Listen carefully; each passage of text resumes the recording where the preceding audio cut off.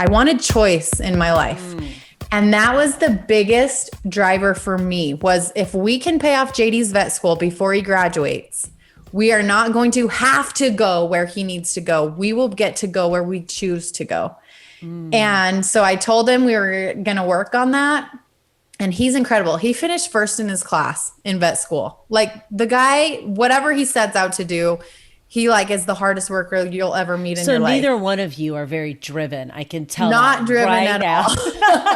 I know. So, I mean, so he got some scholarships. He earned, like, he did awesome too. And then I was able to just put my foot to the pedal with Beachbody, and we were able to pay off all of his vet school loans before he graduated. And at that point we were like, okay, let's take a job in the West where our family is. Right. And we were able to put money down on a home on 40 acres that we love and start just how we wanted to, not how you had to because you had just finished school and were in all this debt and all this stuff.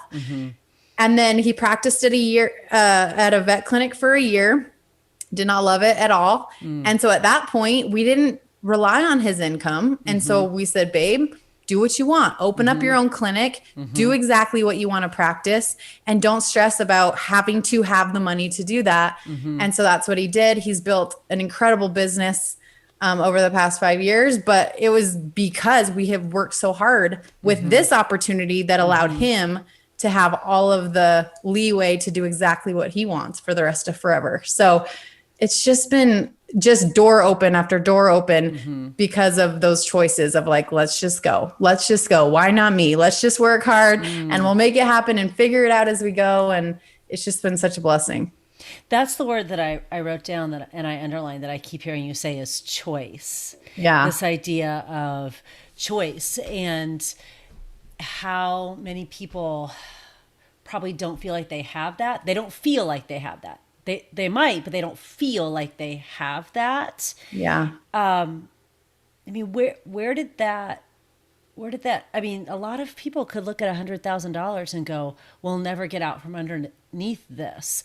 Yeah. What was it? Something innate? Was it something you saw? Was it something in that training that you did? Where was it that you kind of went, you know what? Like, I could pay off $100,000. You know, it's so crazy because I remember kind of putting that out to the universe and saying it out loud for the first time. And I was like, that's just crazy. That doesn't even add up. That doesn't even make sense, because in my head, I couldn't compute how that would work with my commissions I was making and whatever. And, you know, and I'm like, but I didn't even let that stop me for a second. I'm like, I don't even know how. I don't, but we're just going to get to work. And I know that if someone else has done anything, then I can. And so when I knew that Mindy had made 20 grand a week, I'm like, okay, well, surely in about 18 months, I could put a big old dent in that. And so we just kind of got to work.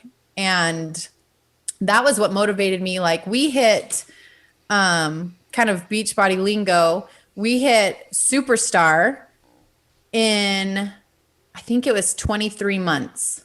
And so obviously, like, that superstar bonus that was floating around that I kind of heard about, I'm like, okay, that would put a huge dent in it. Right. So that was a huge driver. Like, let's get there. Like, let's go. And I had this target and I just kind of got to work. So it was a little bit of like that seed planted was like, okay, it's possible. It wasn't like I was making it up that you could make income with this. Right. I knew it was possible. And then it was just kind of like, and I know I'm a hard worker. Like, I'm just, I'll just go until it happens. There's no, like, what would happen if it doesn't? Oh, well, we'll be closer to paying off the debt, you know? So I didn't really let that stop me or slow me down. And I feel like that's where a lot of people struggle, is they're like, oh, that's so far off, I'm just not even going to do anything. And you're like, what? No, why? Why would you do nothing? That makes no sense. Yeah. It's the, you know, what I also just wrote down too is this, I don't know the how. And I think that's the pivotal piece too, is we get really caught up in, well, how am I going to make this happen? whereas you just didn't and Yeah. thought, well, I'm going to, so let's just get about it. Yeah. Do you think that that training that you did had something to do with it? Or, you know, you said you saw Mindy, or, you know, were you reaching out to friends? How are you finding people to also join you on this mystical quest? Right. I was flying high on excitement and Yeah. energy. So I was Yeah. just sharing my journey, like I said, and I was deathly afraid of invites. I was deathly afraid of personally inviting, being the weird friend. I was afraid of rejection. And so I was being very forthright with my journey on social, because then conversations could come up organically. They would ask a question, they would start to comment. I could then be like, hey, I saw you did this. Do you want to do this with me? And so that felt good to me. So I had a lot of my own funky, like, limiting beliefs coming into this around network marketing, around how I would be perceived. And I just did it how it felt good to me. I did whatever felt good to me. And then as soon as I got to a place where I'm like, I don't know how to do this, I just learned that next step. And then I got to the next place and I'm like, freak, I don't know how to sign someone up. And then I learned how to sign someone up. And then I was like, I don't know how to help them get set up or started or be successful. And I learned how to do that.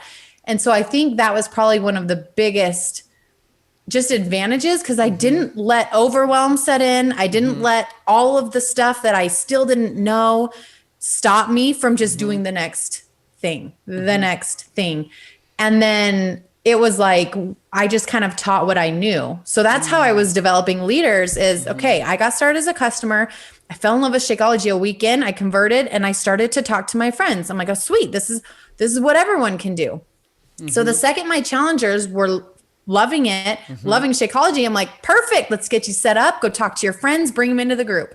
And that's like, we went 6-star in 6 months and we didn't even know what the crap we were doing. We just were helping people and like, and that's it.